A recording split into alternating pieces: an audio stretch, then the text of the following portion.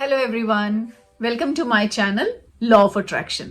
आज मैं एक बहुत ही इंटरेस्टिंग टॉपिक लाई हूँ, law of karma and law of attraction. Law of karma कैसे काम करता है लॉ ऑफ अट्रैक्शन के साथ, क्या वो सेम है, क्या वो डिफरेंट है।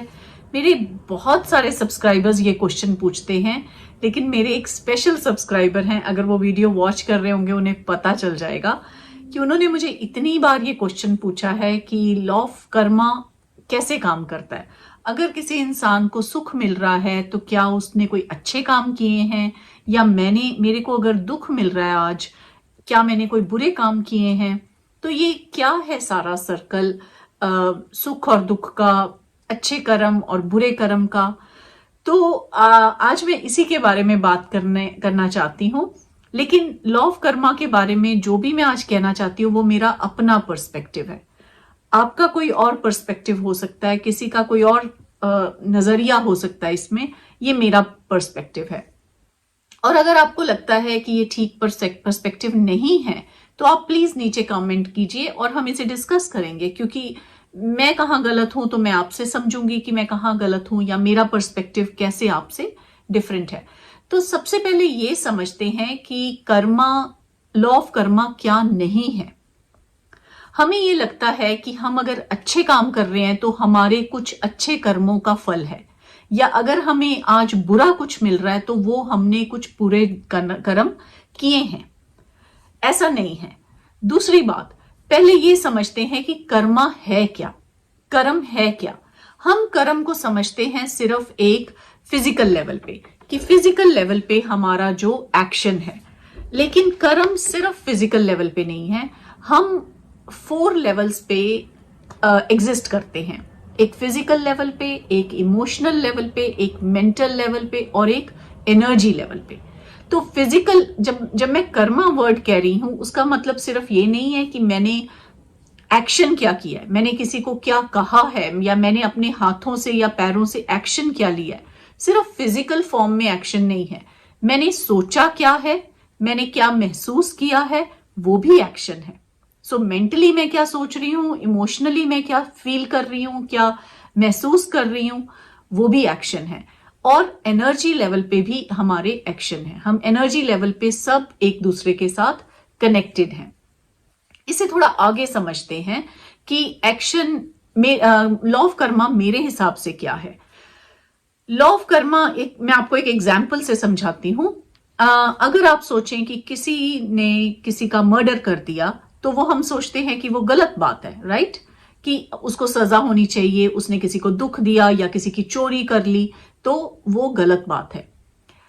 फॉर एग्जाम्पल, अगर एक डॉक्टर है, एक सर्जन है, वो भी एक पेशेंट का इलाज कर रहा है, लेकिन पेशेंट का इलाज करते करते उस पेशेंट की डेथ हो जाती है, तो अब ये कर्मा डॉक्टर का बुरा है या अच्छा है। हमने कभी ये नहीं कहा कि डॉक्टर का ये कर्मा बुरा है, क्यों नहीं कहते हम। लेकिन एक इंसान जो किसी की चोरी कर लेता है या किसी को मर्डर कर देता है, वो कर्मा हम कहते हैं बुरा है। उसका मतलब है सिर्फ बात एक्शन से नहीं है, ये हमारी इंटेंशन से है, कि वो एक्शन करते हुए हमारी इंटेंशन क्या है। एक डॉक्टर ने जब वो एक्शन किया, जब कर्मा किया, तो उसकी इंटेंशन थी पेशेंट की लाइफ सेव करने की। लेकिन जब एक क्रिमिनल ने किसी को मर्डर किया या किसी के घर चोरी की या कुछ भी किया, वहां इंटेंशन थी किसी के बारे में बुरा करने की, किसी की लाइफ को खराब करने की। तो बात सिर्फ कर्मा की नहीं है, बात सिर्फ फिजिकल एक्शन की नहीं है, ये बेसिकली है हमारी इंटेंशन की, कि हमारी उस चीज के पीछे इंटेंशन क्या है। ऐसे ही सुख दुख रिलेटेड है। हमें सुख दुख मिलता है ना कि हमने एक्शन क्या लिया है, बट उसके पीछे हमारी इंटेंशन क्या है।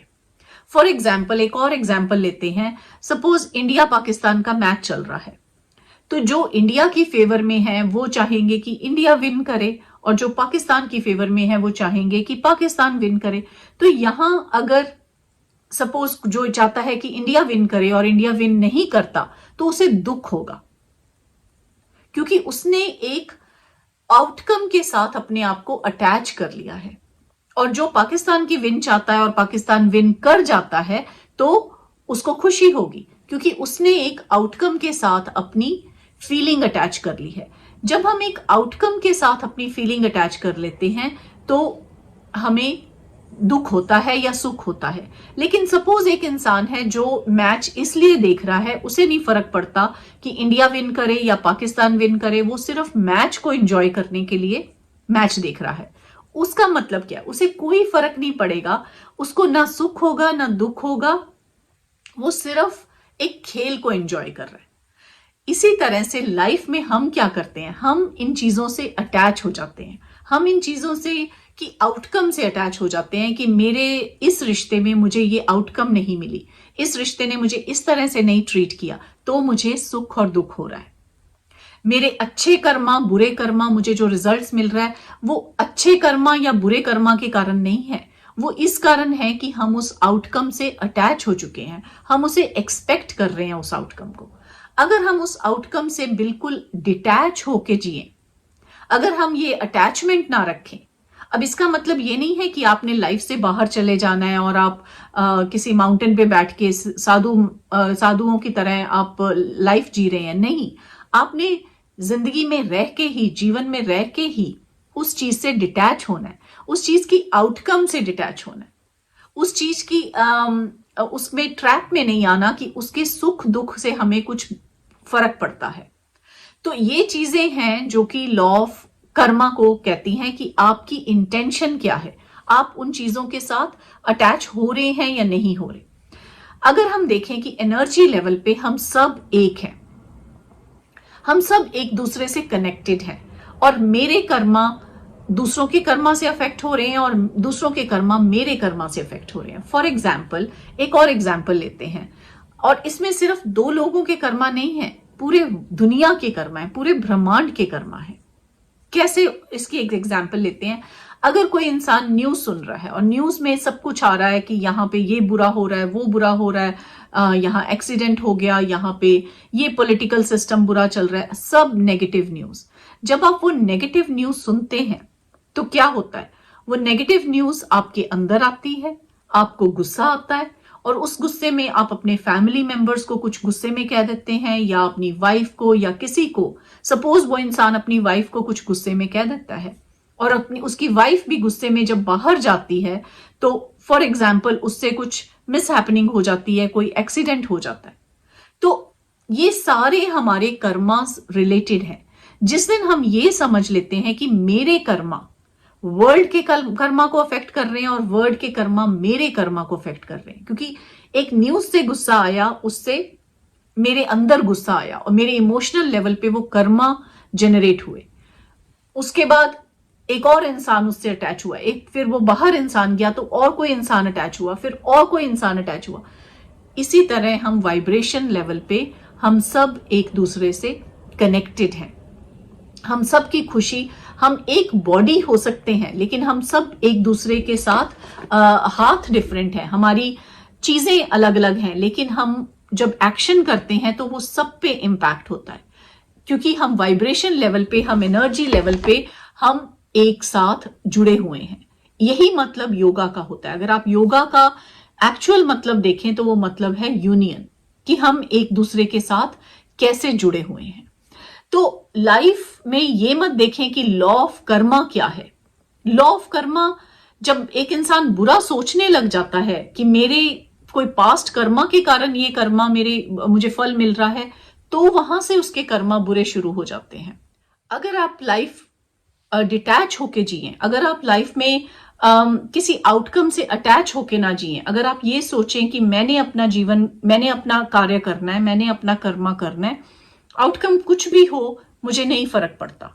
एक दुनिया को एक मैच की तरह जी के देखें कि जो भी हो रहा है आप इंजॉय करो उसको, आप उसमें अपना पूरा 100% दें, लेकिन ये ना सोचें कि उसका मुझे क्या बेनिफिट होगा या मुझे क्या नुकसान होगा।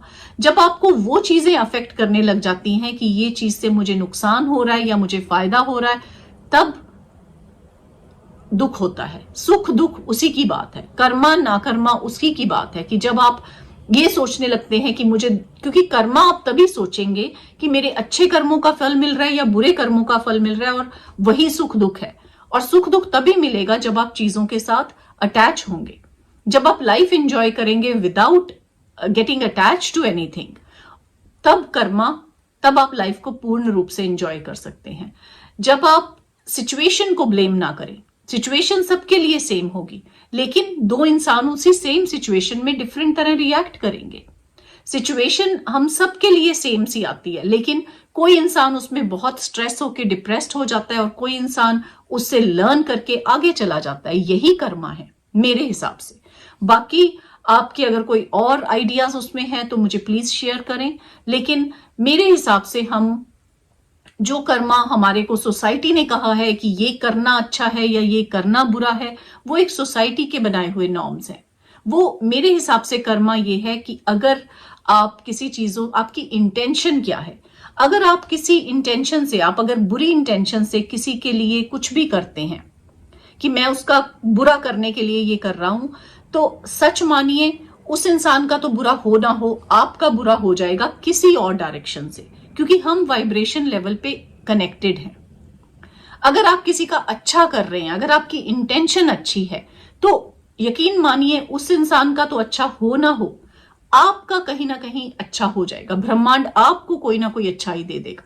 तो यही अगर आप सोच के चलें कि आपकी इंटेंशन क्या है, क्योंकि हम कर्मा को सिर्फ एक सरफेस लेवल पे सोचते हैं कि एक्शंस है, किसी ने उसको बुरा कह दिया, किसी ने उसके साथ बुरा कर दिया, तो हमने वही देख लिया कि वही कर्मा है।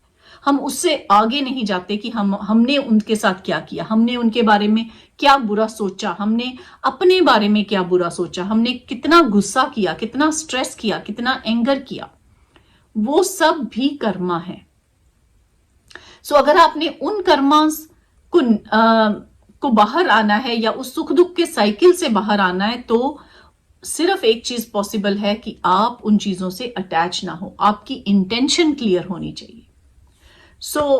आज की वीडियो में इतना ही, और मैं मिलती हूं आपको नेक्स्ट वीडियो में। Thank you so much.